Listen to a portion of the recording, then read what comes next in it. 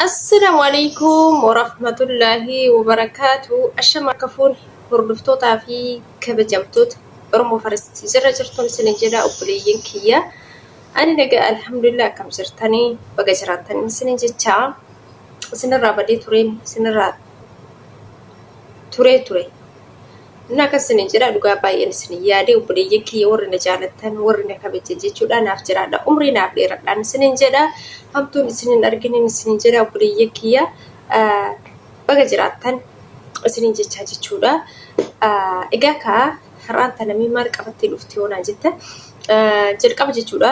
Warroon Oromoo Faransiitiif maatii hin ta'in subscribe gochuun like gochuun maatii naaf ta'an isin jedha obboleeyyiin kiyya. Akkasumallee warroon like gootanii maatii naaf taatanii jabaadhu. Waan beeyturraa nuuf qoodii warri nu naa jetta jechuudha. Inshaallah isin jedha isinillee akkuma kiyya kana gabbaatanii akka dubbattanii waan beeytanirraa obboleeyyan keessaniif qooddanii beekaa nama gorsoota kiyyarraa wantoota garaagaraa ani viidiyoon isinii hojjedhurraa warroonni fayyadamanii irraa fayyadamni galatoomi warroonni naan jedhan hedduu isaaniiti jechuudha obboleettiitiin galatoomi. Keeris haa yaadattu waan akkana nu yaadachiiste sababa viidiyoo kee ilaaleef waa hedduu sirreeffadhe ijoollee naan jedhan fa'aatu jira jechuudha. Akkasuma isin jedha obboleeyyan keessanillee galatoomana isin jedha warri na galatoomfattan galatarraa hafan isin jedha obboleeyyan kiyya asumaanuu itti aansu jechuudha. Obboleeyyan kiyya waliin isinidha yoo jiraate jechuudha. Keessattuu jechuudha ani warroonni sirriitti ciminaan dhaamsa dabarsuuf jechuudha. Ijoollee haaraa reefu biyyarraa dhufaniif jechuudha. Maaliif ani haaraa gisee biyyarraa waan na mudate waan beekuuf hundumti keessanuu gisee biyyarraa baatan maaltu akkasii mudatu ni beeytanii afaan wallaaluu irraa biyya wallaaluu irraa nama wallaaluu irraa hojii wallaaluu irraa waa hedduutu jira jechuudha. Afaan wallaaluu irraa hojii miidhamu jira. Sodaatu jira. Nyaata miidhamu jira. Hirribaan miidhamu jira. Waa hedduu jira jechuudha. Hundumti keessanuu warri biyya namaa keessa turtanii amma biyya wal bartanii maatii warraatii wal bartanii waan isinii dabe mormitanii sirreeffachuu dandeettan isin laayikii godhaa bira darbaa jechuudha. Kuuwwan immoo sirriitti na dhageeffadhaan isin jedha obboleeyyan kiyya. Maaliif jennaan obboleettii tiyya takkatu maal jedhee naa barreesse ani nyaata na dhoorgee nyaata na cufaa nyaataaf nan godhu jette obboleettii tiyya takka jechuudha. Na dhukkubee mana yaalaa dhaqee jennaan dhiigni keessi qallasee jira naan jedhanii yeroo baay'ee lafatu naan maraa jette obboleettii tiyya tun waan akka shaayii waan akka bunaa kana malee nyaata na cufee jettee jirti. Obboleeyyan kee jechuudha warroonni amala akkanaa qabdan nyaanni isaanii natti hin tolu akkamitti nyaadha maal nyaadha jettanii warroonni qooqaan humitan jechuudha. Sirrii miti waan akkana ka hojjettan hojii ulfaataa kana hojjetaa jechuudha. Gisee biyyarraa dhuftu ijoolleen keenya amma sodaaf jechaadha. Sodaaf afaan beekuu dhabaaf jechuudha. Anamma waan na mudate irraa gisee san afaan hin beeku gisee jalqaba biyya namaa dhufu jechuudha. Hin beektarraa immoo biyyaan isa jechuudha.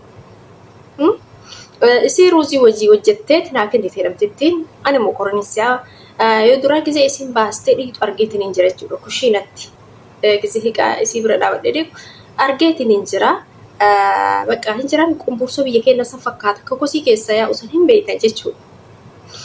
Innaa achiin isaan hin ga'ee naa kennitee ani mokoronisaa hin nyaadhi qammasee yoo nyaadhu daaraan buusan ol na deebise. Nyaanni midhaan san hin jiisse. Waan biraa hin nyaanne waan biraa godhachuuf mana keessa hin beeku hin sodaadhe gaafachuufis afaan hin beeku akkasittiin qooqa oolen isiniin jedha.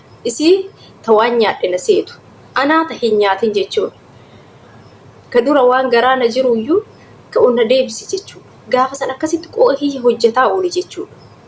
Kanaaf obboleeyyan kiyya midhaan isaan hojjetan wantoota garaagaraa wantoota bahar keessa hojjetamu kanneen ijoolleen baay'ee nama qurxummii kan jaalannetu jira jechuudha. Nama qurxummii jaalladhu dura amma nyaachuu jalqabee malee jechuudha. wantoonni isaan hojjetan yoo ka isinitti hin tolle ta'e isinii galee yoo ka isinitti hin tolle ta'e akka nama nyaatee taatanii isaanirraa fuutanii jissitanii qooqa keessan ooluu irra waan danda'ame hin sodaatinaa. Isaan isin dhorgan anuu odoo yoo san uf beeke akka ammaa kana jechuudha. Afaanis beekuu baadhu garuu waan biyya keenyatti hojjetamu fakkeenyaaf waan akka mokoroonii waan akka paastaa kan waan akka timaatimii kanneen mummuree hojjetachuu hin dadhabu jechuudha. Sodaa fi afaaniin dubbachuu wallaalu jechuudha. Akkasitti qooqana oolche gaafa san.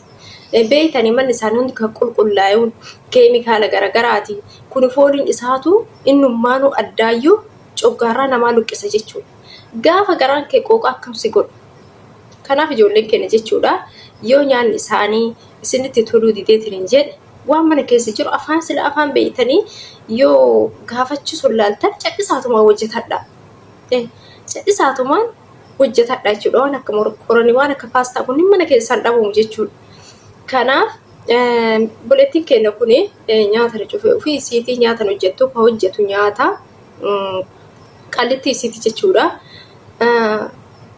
Amma laala buleettiin keenya kun hanqina nyaata qabdaa naan jedhan jetti hanqina nyaata qabdaa naan jedhanii aannan na ajajanii aannan sirriitti fayyadamii keessaayyuu aannan poodarii san ganamaan kaa lama fayyadamii naan jedhan jetti. Kanaaf obboleeyyiin kiyya yeroo baay'ee aannan fayyadama baay'isaati. Yeroo baay'ee amma yeroo viidiyoo darbe yeroo hojjedhe irratti ijoolleen baay'een harki caalu jechuudha. Dhugaadhaanis lapheedha dhukkubsee naskifee baay'een jaaladha baay'een dhugaadhaanis dhugaa ture naskifee jechuudha. Dhugaa ture garuu laphee keenyaaf miidhaa hedduu qabaa jechuudha. Laphee keenya nu dadhabsiisa dadhabbina onnee fida jechuudha. Kanaaf aannan sirriitti fayyadamaa ganama isiniin jedha obboleeyyiin kiyya. Kanaaf obboleettiin keenya kun laalaaka. Nuti jechuudha ijoolleen keenya hundumti keenya gaafa biyyaa baan marammaramnee fayyummaan keenya nu laallamee fayyaa ta'uun keenya nu laallameeti. Kan hojii seenu kan waraqaan nu hojjetamu miti. Garuu as dhuftee mana namaa dhuftee bakka sababa garagaraatiif wantoota adda addaatiif yoo miidhamtee qaamni kee miidhamee booda immoo bashitanyaa taate jechuudha.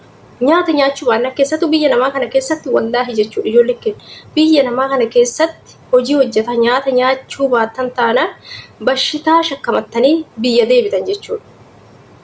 Dhukkuba baattanii biyya deebitan jechuudha. Nyaata nyaachuu qabdan. Inshaallah kun nyaataatu jirti ijoolleen keenya yoo raammoo qumbursuu sanillee jechuudha keessaa nyaatan san yoo nabseen isin nyaatte nyaadha. Nyaadhaan isin jedha maaliif hojii hojjettan hojiin isaanii kaa hin beeytanii enerjii keenya akka nufitu jechuudha.